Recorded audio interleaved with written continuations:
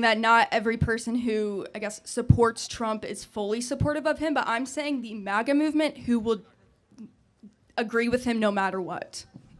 Well, I actually think that there's more depth and complexity to the MAGA movement than you would imagine. A lot of people here who would consider themselves to be part of the MAGA movement, they won't blindly sign on to everything that Trump does. However, they will say that they agree with him 8 out of 10 times or 9 out of 10 times.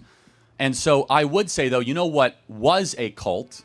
What was a cult is what we lived during COVID.